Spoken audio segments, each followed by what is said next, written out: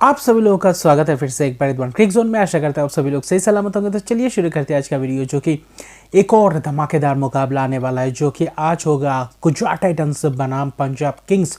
और दोनों ही टीम थोड़ी बहुत अलग ही दिशा में निकल चुकी है, क्योंकि यह मुकाबला अहमदाबाद में खेला जाने वाला, जो अहमदाबाद में आखिरी मुकाबला हुआ था दोपहर को हैदराबाद के खिलाफ, जो हैदराबाद 277 रन के रिकॉर्ड रन्स बना कर आए थे। इस मुकाबले में फंसते हुए दिखाई दी थी, लेकिन यहाँ पे गुजरात टाइटंस की गेंदबाजी बहुत ही ज़बरदस्त, क्योंकि नूर अहमद का इंट्रोड्यूस करवाया था इस मुकाबले में। तो मुझे लगता है नूर अहमद और रशीद खान एक अलग ही कॉम्बिनेशन, जो ये जुगलबंदी ज़बरदस्त अंदाज में बैक फायर मुझे लगता है फायर कर सकती है, क्योंकि पंजाब किंग्स थोड़ी बहुत फंसती हुई दिखाई देती है। एक अलग ही शुरुआत देती है, लेकिन बीच में आकर अलग ही अंदाज में रवैया अपनाते हैं और यहाँ पे मैच हार जाते हैं। और पंजाब किंग्स के पास थोड़ा बहुत मुकाबला था, जो 2-3 में से 2 मुकाबले हारे, वो बहुत ही क्लोज जाकर हारे, और एक मुकाबला जीता हुआ मुकाबला हारे। फिर से वही आखिर में लगभग हार ही गए थे, लेकिन वहीं पर थोड़ा बहुत वापसी करी थी, और आखिर में जाकर रॉयल चैलेंजर्स बेंगलुरु के साथ भी ऐसा ही कारनामा हुआ था। आखिरी मोमेंट पे जाकर हार रहे पंजाब किंग्स। तो देखना पड़ेगा पंजाब किंग्स कैसे वापसी करती है, क्योंकि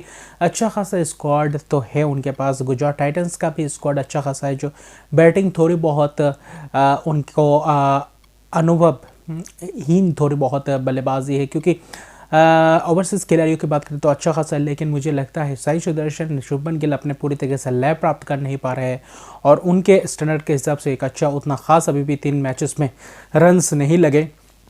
मुझे लगता है अहमदाबाद और ख़ास तौर पे उनका एकदम से घर माना जाता है, क्योंकि वहाँ पे अच्छे खासे रिकॉर्ड्स बनाए, अच्छे खासे रन्स भरपूर तरीके से बनाए हैं। लेकिन इस आईपीएल के सीज़न शुरुआत होने से अगर देखें तो उतना ख़ास उनके बल्ले से रन्स नहीं आ पाए। लेकिन रिद्धिमान शाह का जो वही रोल रहेगा, आते ही इम्पैक्टफुल पारी खेले, शुरुआत अच्छा खासा ताबड़तोड़ अंदाज से करके दे, लेकिन बाकी इस रोल प्ले रहेगा। शुभमन गिल पे थोड़ा बहुत दारोमदार लगेगा, कप्तानी का भी भार है, लेकिन वो भी देखेंगे कि ज़्यादा से लंबा पारी क्या खेल सकते हैं, और इस मुकाबले में थोड़ी बहुत अपने आप को वो वक्त दे सकते हैं या नहीं, ये देखने लायक बात होगा। बाकी ये मुकाबला 7:30 बजे खेला जाएगा, यानी कि शाम के वक्त ये मुकाबला होगा। और वहीं पे अगर आप देखें तो ड्यू का भी थोड़ा बहुत फैक्टर रह सकता है, उतना ही नहीं लेकिन थोड़ा बहुत रह सकता है। और अगर आप देखें तो टॉस एक तो फैक्टर रहेगा, लेकिन फिर भी देखें तो गुजरात टाइटंस के पास गेंदबाजी है, जो मोहित शर्मा एक अलग ही वेरिएशन से लेकर आते हैं, जहाँ पे स्लोअर डिलीवर, स्लोअर पे स्पेस को एकदम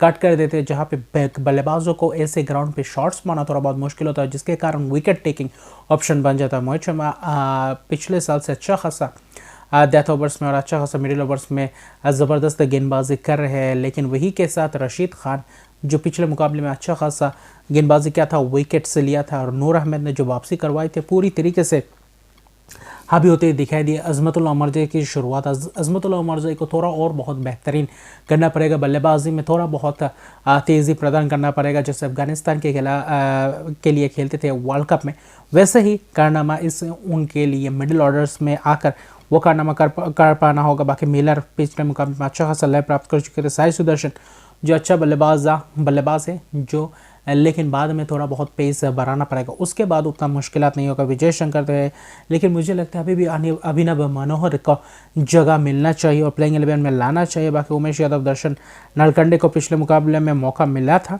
अच्छा खासा थोड़ा बहुत उतना दबाव में तो नहीं थे, लेकिन फिर भी देखें तो अच्छी खासी गेंदबाजी की थी। बाकी उनके पास थोड़ा बहुत तो ऑप्शंस है, वही प्लेइंग 11 के साथ मुझे लगता है जाएंगे, उतना शायद बदलाव करते हुए ना दिखाई देंगे साई किशोर को। हालांकि पिछले मुकाबले में बाहर रखा था, लेकिन उनके पास भी शाहरुख खान जैसे एक ऑलराउंड ऑप्शन है बल्लेबाज क्रम में, वो इंट्रोड्यूस भी करवा सकते हैं। और जोशुआ लिटिल एक विकल्प तो बन सकते हैं, लेकिन अजमतुल्लाह उमरजई को मुझे नहीं लगता बाहर बिठाएंगे, क्योंकि बल्लेबाजी भी चाहिए गुजरात टाइटंस को। ये एक देखने लायक, बल्लेबाजी क्रम में थोड़ा बहुत हलचल मचा हुआ है, जहाँ पे सेटल होने की बात है। और अगर केन विलियमसन आते हैं तो थोड़ा बहुत सेटल होते हुए दिखाई देगा। बाकी अच्छा खासा थोड़ा बहुत फॉर्म में आना चाहिए शुभमन गिल जैसे खिलाड़ियों को, तब और भी ज़्यादा सशक्त दिखेगा ये प्लेइंग 11 और ख़ासतौर पे बल्लेबाज इकरम। लेकिन वही पंजाब किंग्स के पास एक चुनौती है कि लियाम लिविंगस्टोन इस मुकाबले में खेलते हुए नहीं नजर आएंगे, क्योंकि हैमस्ट्रिंग इंजरी के कारण जो पिछले मुकाबले में थोड़ा बहुत लंगड़ा रहे थे, तो वो हैमस्ट्रिंग इंजरी के कारण इस मैच से तो बाहर है। बाकी सभी विकल्प है। क्या मुझे लगता है सिकंदर रजा की एक मौका बन सकता है और सिकंदर रजा इस मुकाबले में मुझे लगता है वापसी कर सकता है। और अगर सिकंदर रजा वापसी करते हैं तो पंजाब किंग्स के लिए वो जो मिडिल ओवर्स और आखिरी में डेथ ओवर्स की बात है, वही अच्छा खासा बल्लेबाज है। और वही दूसरी ओर देखें तो अच्छा खासा स्पिन ऑप्शन है जो पूरी तरीके से गुजरात के इस अहमदाबाद मैदान में अच्छा खासा विकल्प बन सकते हैं। वही सैम करन के साथ मिलकर भी मिडिल ऑर्डर्स में अच्छा खासा बल्लेबाजी कर सकते हैं और अच्छा खासा प्रहार कर सकते हैं, जो कि सिकंदर रजा पूरी तरीके से फॉर्म में है।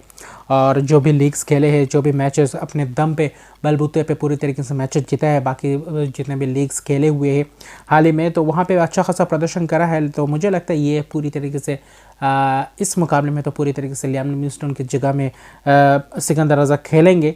और अगर नहीं खिलवाते तो मुझे थोड़ा बहुत समझ से परे लगेगा। बाकी बेयरस्टो को चलना चाहिए उनके बल्ला, जो पिछले मुकाबले में तो देखा था, लेकिन मुझे लगता है इस मुकाबले में भी बेयरस्टो और शिखर धवन बहुत ही ज़बरदस्त रोल प्ले करेंगे, क्योंकि उनके पास मौका है अच्छा खासा शुरुआत है। जबकि प्रभसिमरन सिंह जितेश शर्मा को थोड़ा बहुत फॉर्म में आने की ज़रूरत है, जबकि लिविंगस्टोन अगर नहीं होंगे तो थोड़ा बहुत मिडिल ऑर्डर में पुख्ता करने के लिए सिकंदर रजा को अगर लाते हैं तो अच्छा खासा बल्लेबाजी क्रम रहेगा। शशांक सिंह तो है, हर्षल पटेल को अच्छी खासी गेंदबाजी करना पड़ेगा, डेथ ओवर्स खासतौर पे जहाँ पे थोड़ी बहुत मार पड़ती है। और विकेट टेकिंग ऑप्शंस में रबाडा तो है, बाकी अर्शदीप सिंह भी अच्छे खासे गेंदबाजी करें तो उनके साथ अच्छा खासा टक्कर देखने को मिल सकता है गुजरात टाइटंस के सामने। बाकी गुजरात टाइटंस 2 बार जीत चुकी है पंजाब किंग्स के सामने, वही एक बार पंजाब किंग्स ने हराया हुआ है गुजरात टाइटंस को। तो अच्छा खासा ऑप्शन है, या फिर क्रिस ओक्स को लाते हैं, ये देखने वो भी एक ऑलराउंड ऑप्शन है। मुझे नहीं लगता क्रिस ओक्स आएंगे। बाकी सैम करन खेल रहे हैं, रबाडा है और वही बेयरस्टो है। और गुजरात में मुझे लगता है सिकंदर रजा की वापसी होगी तो ऑलराउंड ऑप्शन बल्लेबाजी में भी और गेंदबाजी में पूरी तरीके से दिखेगा। वही ऋषि धवन भी एक विकल्प है। अथर्व टाइडे को मुझे लग रहा है क्यों नहीं खिलवा रहे, जो कि एक अच्छा ऑप्शन है। उनके पास तो गेंदबाजी में अच्छा खासा ऑप्शन है, लेकिन उनको यूज़ करना पड़ेगा। और बल्लेबाजी में ख़ास तौर पे जो ऊपरी क्रम के बल्लेबाज है जो स्टार्ट मिलता है, तो बाकी तीसरे प्रभसिमरन सिंह, जितेश शर्मा खासतौर पे, सैम करन और लियाम लिविंगस्टोन नहीं होंगे तो वहाँ पे कोशिश करना पड़ेगा कि लंबा से लंबा खेले और इस मुकाबले को अच्छी तरीके से ले जाए, वहाँ पे फंसे ना।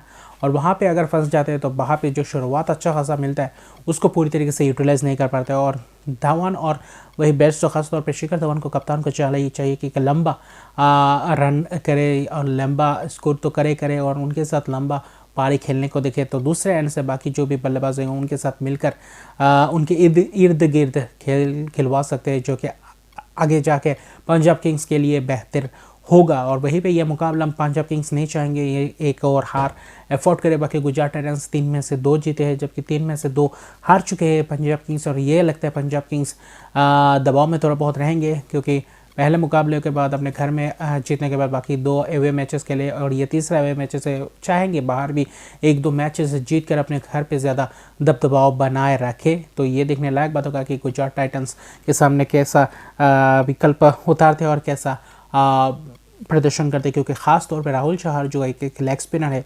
उनका थोड़ा बहुत गेंदबाजी उतना खास नहीं चल रहा, जिसके कारण थोड़े बहुत और भी ज़्यादा परेशानी में लग रहे हैं कप्तान। क्योंकि स्पिनर की बात करें तो ये प्रमुख स्पिनर है राहुल चहर, जिनसे उम्मीद है कि विकेट चटका कर दे।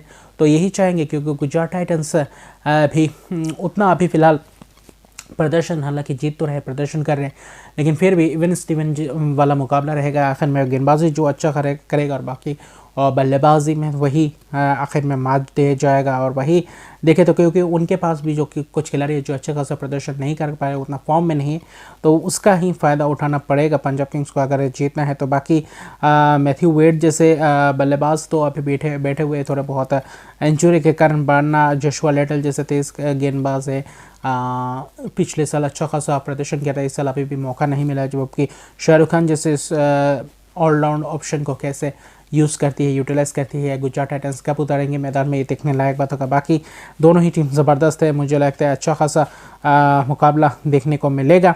और बल्लेबाजी में थोड़ा बहुत और भी ज़्यादा मजबूती प्रदान करना पड़ेगा पंजाब किंग्स को भी और गुजरात टाइटंस को भी, दोनों ही को। और देखते हैं कैसे मुकाबला खेलते हैं एक दूसरे के सामने। बाकी मुकाबला ज़बरदस्त रहेगा, स्कोर मुझे लगता है स्कोरिंग मुकाबला इस मुकाबले में भी देखने को मिलेगा, क्योंकि ये शाम के वक्त है। तो मुझे लगता है 170, 75, 80 के करीब बनाएंगे तो अहमदाबाद के इस मैदान में अच्छा खासा, क्योंकि सपाट से पिच होता है, अच्छा खासा रन्स हो इस यहाँ पे बनाया जाता है। तो बल्लेबाज के लिए तो देखने लायक बात होगा कि कौन कितने रन्स पड़ते हैं और कितने का रन्स बनवाते हैं, क्योंकि आजकल रिकॉर्ड पे रिकॉर्ड बनते हुए जा रहे हैं। तो देखते हैं पंजाब किंग्स अगर ये इस मैच में गुजरात टाइटंस को अपने घर पे हराती है तो एक अलग ही पॉइंट्स टेबल में रोमांच आ जाएगा, जहाँ पे 4 मैच में 2 जीत कर आगे बढ़ा जाएगा। और रन रेट भी सभी टीमों के निगाह रन रेट के ऊपर भी रहेगा आगे, क्योंकि अंक अगर एक समान हो जाए तो वहाँ पे रन रेट भी फैक्टर रहेगा। तो ये सब सोच विचार करके उतरना पड़ेगा और वही स्ट्रेटेजी अच्छा खासा करना पड़ेगा और मैचअप्स करने पड़ेंगे और बाकी प्रदर्शन अच्छा खासा करना पड़ेगा, क्योंकि शिखर धवन के बल्ले से अच्छा खासा रन है लेकिन उनको जीत की ज़रूरत है।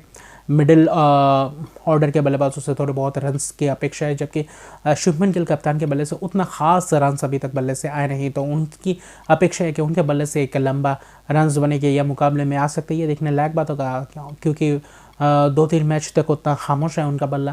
मुझे लगता है इस मुकाबले में आ सकते हैं उनके बल्ले से रन्स, लेकिन मुकाबला तगड़ा रहेगा, टक्कर का रहेगा। देखते हैं कौन भारी पड़ता है किसके सामने। तो अभी के लिए इतना रहेगा। अभी तक मेरे चैनल को सब्सक्राइब नहीं किया तो मेरे चैनल को सब्सक्राइब कर दीजिए, लाइक शेयर कमेंट जरूर कीजिए। तो आपके लिए गुड बाय।